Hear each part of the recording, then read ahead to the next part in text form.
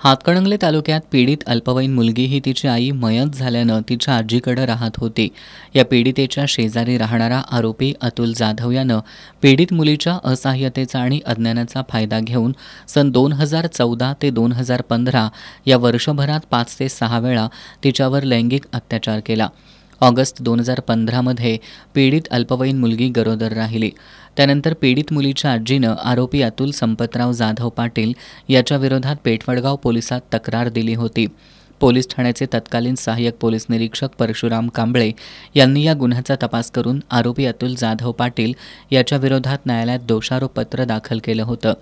आज जिल्हा सत्र न्यायाधीश R.V. आदोने यांनी साक्षीदारांच्या साक्षी आणि सरकारी वकिलांचा युक्तिवाद ग्राह्य मानून अल्पवयीन मुलीवर अत्याचार करून तिला गर्भवती करणाऱ्या मनपाडळे इथल्या अतुल जाधव पाटील याला 12 वर्ष सक्त मजुरी आणि 15,000 रुपये दंडाची शिक्षा सुनावली आहे।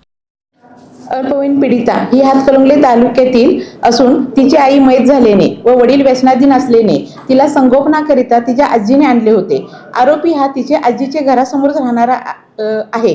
अल्पवयीन पीडितेची आजी ही आजारपणामुळे उपचाराकरता दवाखान्यामध्ये दाखल असताना आरोपीने ती एकटी असल्याचा फायदा घेऊन व अज्ञान व असहाय्य असल्याचा फायदा घेऊन तिला धमकावून तिच्यावर 5 ते 6 वेळा जबरी संभोग केला व त्यातून ती गरोदर राहिली। तिच्या बाल अवस्थेत ती माता आरोपीच्या या कृत्यामुळे ती माता झाली। आरोपीवर सदर कृत्यामुळे IPC अंतर्गत 307 व पोक्सो कायद्याअंतर्गत गुन्हा दाखल झाला होता। सदरच्या गुन्ह्याची सुनावणी जिल्हा व सत्र न्यायाधीश 1 माननीय R.V. आदोने साहेब यांच्यासमोर सुनावणी झाली। सरकार पक्षातर्फे आरोपीचा गुन्हा साबित करण्याकरता एकूण 13 साक्षीदार तपासण्यात आले। सर्व साक्षीदारांची साक्ष ग्राह्य म्हणून व सरकार पक्षातर्फे केलेला युक्तिवाद ग्राह्य म्हणून माननीय न्यायालयाने आरोपीस 12 वर्ष सक्त मजुरीची व 15,000 दंड अशी शिक्षा सुनावलेली आहे। या खटल्यात पेठवडगाव पोलीस ठाण्यातील तत्कालीन पैरवी अधिकारी मिलिंद टेळी आणि विशाल पाटील यांची मोलाची मदत लाभली।